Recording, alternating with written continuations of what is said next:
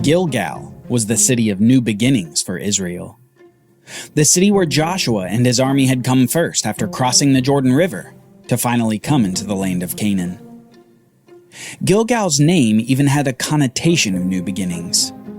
It's a name meaning roll, and Joshua named the place Gilgal because of what God had said to him that day around 500 years before. Upon the circumcision of all the males in Israel, God had said, "Today I have rolled away the reproach of Egypt from you." It was as if God was saying, "Your old life is over, and now it's time for a new beginning." The kingdom of Israel also had its roots in Gilgal. After King Saul had successfully defeated the Ammonite siege of Jabesh-Gilead, all Israel came to Gilgal to confirm Saul as king over them and to sacrifice peace offerings before the Lord. If there was a place for David to go next, it was Gilgal. That would be the place where peace might have a chance. A place for a new beginning. Absalom was dead. His army was defeated. And it was now time for David to resume his leadership of the nation. Israel was not to be a nation of sheep without a shepherd. No, they were to have David and his descendants rule over them forever. At Gilgal, David will attempt to renew his kingship over the people and reunify the 12 tribes of Israel. But this would be no easy task. Families had been ripped apart, and allegiances to Absalom or to David had frayed relationships. Suspicions and jealousies abounded. David would have to work hard to tactfully create one nation out of many tribes. The beginning of the peace was the easiest part. The northern tribes in Israel saw that their temporary king Absalom was dead, and they remembered all the success that had accompanied David's kingship. They quickly came back to their former king, glad to have him in leadership once again. More difficult, however, was working on David's own tribe of Judah. They had some reticence in welcoming David back to the kingship, and it's no wonder, considering that the rebellion had come from within David's own family. Judah was socially fractured in odd ways from David's family drama. But to win Judah over, David does something unexpected. He makes the former leader of Absalom's army the new leader of his army. His number one commander was no longer Joab, who had killed Absalom. Now it was Amasa. So David effectively unified his kingship with the military head from Absalom, creating unity where lasting division could have mounted. This must have shocked the nation to see a recent enemy become a new right-hand man. But David was strategically trying to stitch together easily torn fabric. Concessions and realignment were necessary to keep the nation together. Now with this appointment of Amasa, Judah saw their king's attempt at peace and honored it. He had gained their allegiance once again. After this, David begins a campaign of pardoning his enemies and rewarding his friends. He pardons a man from the tribe of Benjamin who had publicly cursed him on the road out of Jerusalem. He pardons a man who slandered the son of his best friend, Jonathan. He offers reward to foreigners who had aided him. Overall, David expressed mercy and magnanimity in the face of potential conflict. Then David sends messengers to tell the people that he's headed to Gilgal. Many people from Israel come to meet him on the east side of the Jordan River to escort him across the river to go to the city. David's peaceful overtures have appeared to win the hearts of the people back. We read in 2 Samuel chapter 19, starting in verse 40 that, "All the people of Judah and also half the people of Israel brought the king on his way to Gilgal." David's tribe shows up in full force, and before even waiting for the rest of the tribes to completely show up, they escort David and his men to Gilgal. Funny enough, David's campaign that began to create peace between the tribes created such intense loyalty to David that tribes began fighting about something else. 10 of the northern tribes of Israel began quarreling with the tribe of Judah, arguing basically about who got a claim to David as one of their own. Next we read this. "Then all the men of Israel came to the king and said to the king, 'Why have our brothers, the men of Judah, stolen you away and brought the king and his household over the Jordan and all David's men with him?' All the men of Judah answered the men of Israel, 'Because the king is our close relative. Why then are you angry over this matter? Have we eaten at all at the king's expense, or has he given us any gift?" And the men of Israel answered the men of Judah, "We have 10 shares in the king, and in David we also have more than you. Why then do you despise us? Were we not the first to speak of bringing back our king?" But the words of the men of Judah were fiercer than the words of the men of Israel. A temporary peace was achieved by David, but among the tribes differences continued to fester.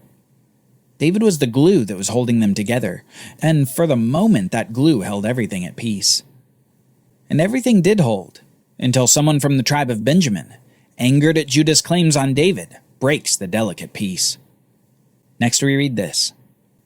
Now there happened to be there a worthless man, whose name was Sheba, a Benjaminite. And he blew the trumpet and said, "We have no portion in David, and we have no inheritance in this son of Jesse. Every man to his tents, O Israel." So all the men of Israel withdrew from David and followed Sheba. But the men of Judah followed their king steadfastly from the Jordan to Jerusalem. All it took was one angry man from the tribe of Benjamin, and the peace that had been quickly achieved was just as quickly shattered. Sheba effectively says, "David will not be our king. If Judah wants to claim him, Judah can have him. But the rest of Israel, we're done with David." Lasting peace was proving elusive for the returning king. Now, days later, after David had taken up residence in his house again at Jerusalem, he apparently makes a strategic decision necessary for peace. Sheba's little rebellion needed to be stifled before the rest of Israel didn't just rebel with him, but united around him. Time would prove to be David's enemy if he didn't take care of this problem quickly, and he doesn't want to make the same mistake Absalom did. He doesn't want to give Sheba time enough to regroup.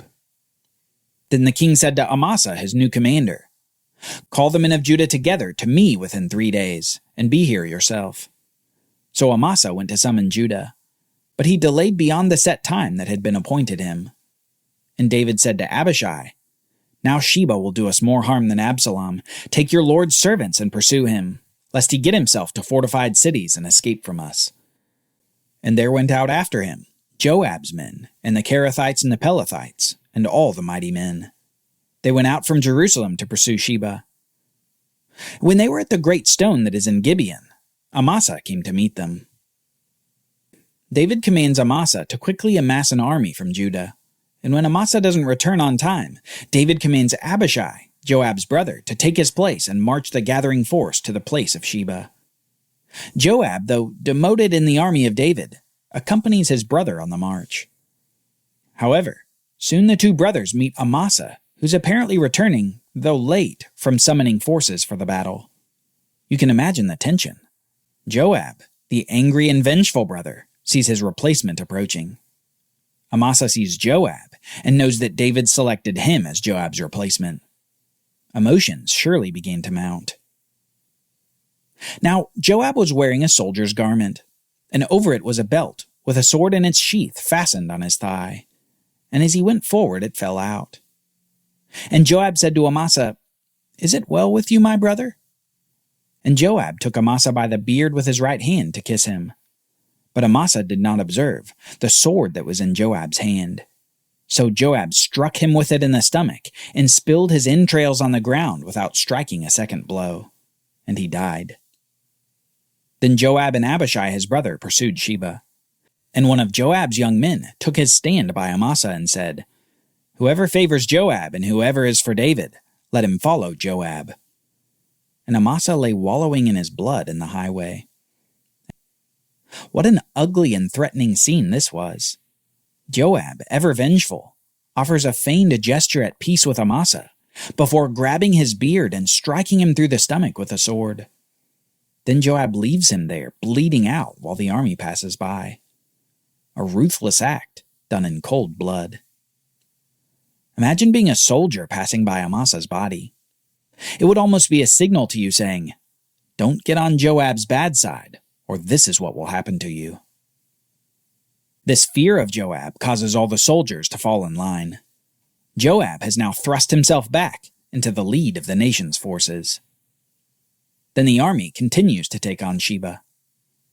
and all the men who were with Joab came and besieged Sheba and the city of Abel of Beth-Maachah. They cast up a mound against the city, and it stood against the rampart, and they were battering the wall to throw it down. Then a wise woman called from the city, "Listen, listen! Tell Joab, 'Come here, that I may speak to you.' And he came near her, and the woman said, 'Are you Joab?' He answered, 'I am.' Then she said to him, 'Listen to the words of your servant.' And he answered, 'I'm listening.' Then she said, 'I'm one of those who are peaceable and faithful in Israel. You seek to destroy a city that is a mother in Israel. Why will you swallow up the heritage of the Lord?' Joab answered, 'Far be it from me that I should swallow up or destroy. That is not true. But a man of the hill country of Ephraim called Sheba has lifted up his hand against King David. Give him up alone, and I will withdraw from the city.' And the woman said to Joab, 'Behold, his head shall be thrown to you over the wall.' Then the woman went to all the people in her wisdom, and they cut off the head of Sheba and threw it out to Joab. So Joab blew the trumpet, and they dispersed from the city, every man to his home. And Joab returned to Jerusalem to the king." The rebellion of Sheba ends not with a bang, but with a whimper.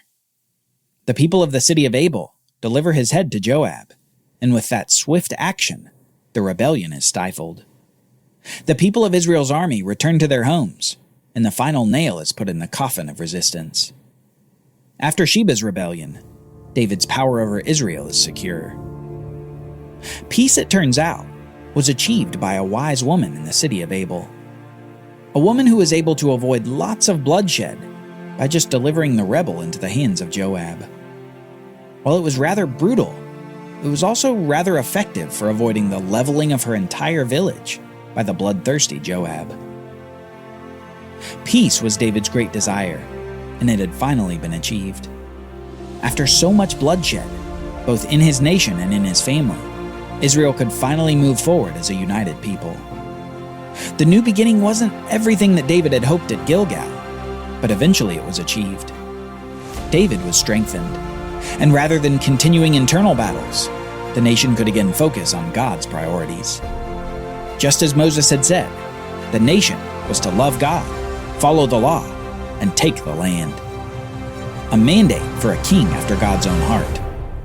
David is back and ready to rule.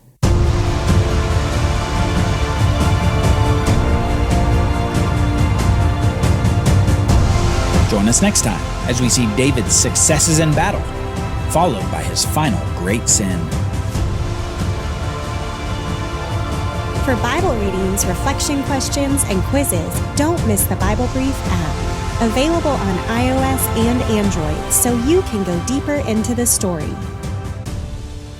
The Bible Brief is a project of the Bible Literacy Foundation, a nonprofit dedicated to helping you learn the Bible.